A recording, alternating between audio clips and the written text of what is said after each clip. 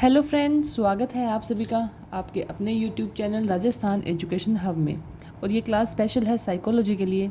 Psychology का हमारा पहला टॉपिक चल रहा था और उसमें हमने मोस्टली सब कुछ अध्ययन हमारा हो गया था और हमारा जो टॉपिक कंटिन्यू चल रहा था वो था मनोविज्ञान का विकास और संप्रदाय। और उसमें हमने संरचनावाद, प्रकार्यवाद, गेस्टाल्टवाद और व्यवहारवाद, ये चार जो इसके प्रकार थे वो पढ़ लिए थे। और आज हम अध्ययन करेंगे व्यवहारवाद के बारे में। तो चलिए अध्ययन करते हैं। ये सब हमने अध्ययन हमारा हो गया था, व्यवहारवाद का भी अध्ययन हो गया था हमारा।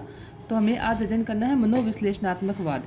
देखिए, सबसे इम्पोर्टेंट जो है साइकोलॉजी में, यदि आपने पढ़ना है तो सबसे इम्पोर्टेंट जो टॉपिक आता है जहाँ से क्वेश्चंस मोस्टली बनता है वो है फ्रायड। सिगमंड फ्रायड के बारे में आपने सुना होगा, बहुत बार इनके बारे में अध्ययन किया होगा। तो इनका कंसेप्ट जहाँ पे आता है वहाँ से आपको 2 से 3 क्वेश्चन हर जगह जहाँ पे भी इनका नाम आए तो 2 से 3 नंबर मतलब क्वेश्चन जो है इनके बनते ही हैं। तो हमेशा मनोविश्लेषणात्मकवाद जो आता है इनको हमें बहुत अच्छे से अध्ययन करना है। तो देखिए, ये 5वां जो प्रकार है मनोविश्लेषणात्मकवाद, इसकी स्थापना की थी सिगमंड फ्रायड ने और इनका काल रहता है 1856 से 1939 में। और मनोविश्लेषणात्मकवाद की इन्होंने जो स्थापना की थी ये कितने 1900 में इन्होंने ये सिद्धांत दिया था, 1900 में। और देखिए, इन्होंने जो बल दिया था मोस्टली इन्होंने दिया था अचेतन मन पर, सर्वाधिक बल दिया था अचेतन मन पे, यानी कि 9/10 भाग। 9/10 भाग है, यानी कि एक मनुष्य के दिमाग का मनुष्य के मस्तिष्क का 90% जो भाग है इन्होंने माना है कि वो अचेतन ही है। और सभी प्रकार के असामान्य व्यवहार, कि यदि हमारे दिमाग में या हमारे व्यवहार में जितने भी असामान्य प्रकार के जो व्यवहार हम मनुष्य जो करता है उन सभी का कारण क्या है, उन सभी का कारण चेतन मन नहीं होता बल्कि अचेतन मन होता है। और इन्होंने अचेतन मन के अध्ययन की 3 विधियां बताई थी। ये बहुत इंपॉर्टेंट क्वेश्चन है, आपको ये मोस्टली याद करके रखना है कि इन्होंने अचेतन मन के अध्ययन की 3 विधियां बताई थी: मुक्त साहचर्य विधि, सम्मोहन विधि और स्वप्न की व्याख्या। ये जो इनका मनोविश्लेषणात्मकवाद है सिगमंड फ्रायड का, जो इनके बारे में हम आगे डिटेल में अध्ययन करेंगे। यहाँ पे हमें सिर्फ थोड़ा सा ये देखना है कि इनका जो 5वां जो हमारा संप्रदाय जो आया था मनोविश्लेषणात्मकवाद, ये सिगमंड फ्रायड ने दिया था, 1900 में दिया था और उन्होंने अचेतन मन पे बल दिया था। और कंप्लीट इसके बारे में हम अध्ययन आगे करेंगे। यहाँ पे जो दे रखी है मुक्त साहचर्य विधि, सम्मोहन विधि, स्वप्न की व्याख्या, इन सभी के बारे में हम नेक्स्ट जब आगे डिटेल में अध्ययन करेंगे इनके सिद्धांत पर, तब वहाँ पे हम इनके बारे में अच्छे से देखेंगे। और इनके जो समर्थक थे मनोविश्लेषणात्मकवाद के, फ्रायड के समर्थक थे, ये थे एना फ्रायड, अल्फ्रेड एडलर, एरिक्सन इत्यादि, ये इनके समर्थक थे। फ्रायड ने लैंगिक मूल प्रवृत्ति पर अत्यधिक बल दिया था। तो जिससे क्या हुआ कि इनके जो 2 साथी थे वो अलग हो गए। क्यों अलग हुए उसके बारे में देखेंगे कि इनके 2 साथी जो अलग हुए थे ये थे अल्फ्रेड एडलर और दूसरे थे कार्ल यूंग। इन्होंने यहाँ से अपना जो संप्रदाय था वो अलग कर लिया और इनसे अलग हो गए। और अल्फ्रेड एडलर जो थे इन्होंने फिर व्यक्तिगत मनोविज्ञान मतलब लैंगिक मूल प्रवृत्ति के स्थान पर इन्होंने शक्ति अभिप्रेरण को इम्पोर्टेंट माना था और व्यक्तिगत मनोविज्ञान पर बल दिया। और इधर कार्ल यूंग जो थे इन्होंने विश्लेषणवादी मनोवैज्ञानिक बने, इन्होंने संचित अचेतन मन पर बल दिया। तो यहाँ से जो इनके सिद्धांत थे वो अलग अलग हो गए थे। तो ये ध्यान रखिएगा कि अल्फ्रेड एडलर ने किस पे बल दिया, तो इन्होंने व्यक्तिगत मनोविज्ञान पे बल दिया। और कार्ल यूंग जो थे इन्होंने विश्लेषणवादी मनोविज्ञान पे बल दिया। अब नेक्स्ट हमारा आता है नव फ्रायडवादी। नव फ्रायडवादी, ये फ्रायडवादी से ही नव फ्रायडवादी आगे आया है। इनके समर्थक थोड़ा सा देख लीजिएगा: Anna Freud, Erik Erikson, Selvin, Karen Horney, Erich Fromm, ये है नव फ्रायडवादी के समर्थक। बस आपको नाम ध्यान रखना है। लास्ट में जो हमारा छठा जो संप्रदाय आता है वो है मानवतावादी मनोविज्ञान। इनके समर्थक थे अब्राहम मैस्लो और कार्ल रोजर्स। मानवतावादी मनोविज्ञान ने व्यक्ति की स्वतंत्र इच्छाओं, आत्मवृद्धि तथा आत्मसिद्धि यानी कि सेल्फ एक्चुअलाइजेशन जो होता है उस पर बल दिया था। और मानव का व्यक्तिगत व्यवहार व्यक्ति की स्वतंत्र इच्छाओं से नियंत्रित होता है, न कि अचेतन मन द्वारा। इन्होंने माना था व्यवहार के लिए कि जो मानव का जो व्यवहार होता है वो मनुष्य की खुद की स्वतंत्र इच्छाओं से ही नियंत्रित होता है। उन्होंने अचेतन मन को बिल्कुल नहीं माना, इनको अचेतन मन को क्रॉस कर दिया कि अचेतन मन कुछ नहीं होता। जबकि फ्रायडवादी में हमने पढ़ा था, उन्होंने कहा था कि मनुष्य जो भी कुछ करता है, जो भी उससे होता है वो उसका अचेतन मन करता है। लेकिन इन्होंने कहा मानवतावादी सिद्धांत में ये कहा गया कि जो भी मानव का व्यवहार होता है वो मानव की इच्छाओं पे, स्वतंत्र इच्छाओं से व्यवहार करता है, नियंत्रित करता है अपने खुद को, न कि अचेतन मन जो होता है वो मनुष्य के व्यवहार को कंट्रोल या नियंत्रित नहीं करता। तो ये था मानवतावादी मनोविज्ञान, ये छठा मनोविज्ञान था। लास्ट हमने 6 सिद्धांत पढ़े। अब देखिए मनोविज्ञान पर किस तरह से बल दिया। तो 1 नंबर पे जो सिद्धांत इनका आता है 6 सिद्धांत में, तो सबसे ज़्यादा प्रथम बल जो जिस पर दिया गया वो था मनोविश्लेषणात्मक। पहले नंबर पर मनोविश्लेषणात्मक था जो फ्राइड का था। द्वितीय जो बल दिया गया, इंपॉर्टेंट माना गया, वो था व्यवहारवादी। और तीसरा जो था वो था मानवतावादी। तो ये 3 इंपॉर्टेंट है, मतलब प्रायोरिटी दी गई है। सबसे ज़्यादा अच्छा माना गया मनोविश्लेषणात्मकवाद, फिर व्यवहारवाद और फिर मानवतावादी। तो इनको हमें थोड़ा सा ध्यान रखना है। तो ये 6 सिद्धांत थे। अब देखिए मनोविज्ञान के लक्ष्य बताने हैं आपने कि मनोविज्ञान के क्या क्या लक्ष्य थे। अब मनोविज्ञान क्या है, व्यवहार का विज्ञान है, तो मनोविज्ञान के लक्ष्य कैसे हैं, क्या है। तो देखिए मनोविज्ञान के लक्ष्य के बारे में बात करें तो यहाँ पे मोस्टली मनोविज्ञान के 3 लक्ष्य बताए गए हैं।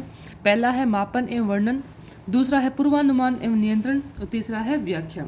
मनोविज्ञान के मोस्टली 3 लक्ष्य हैं, मापन करना, फिर पूर्वानुमान और व्याख्या। अब किस तरह से है तो डिटेल में देखते हैं। मापन एवं वर्णन की प्रमुख मनोविज्ञान प्रक्रियाएं जैसे चिंता, सीखना, मनोवृत्ति, क्षमता, बुद्धि आदि का वर्णन करने के लिए पहले उसे मापना आवश्यक होता है।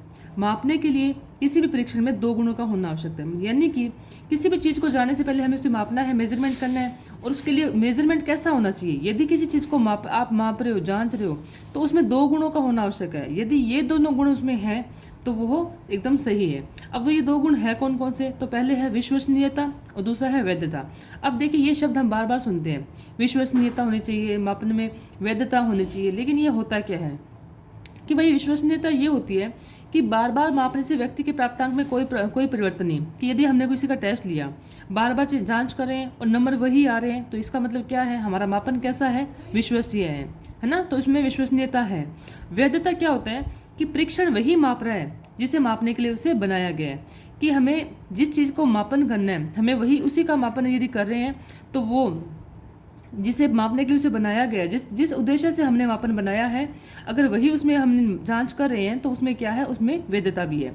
तो ये 2 गुण होने चाहिए मापन और वर्णन के। और मनोविज्ञान में किसका, व्यवहार का वर्णन किया जाता है।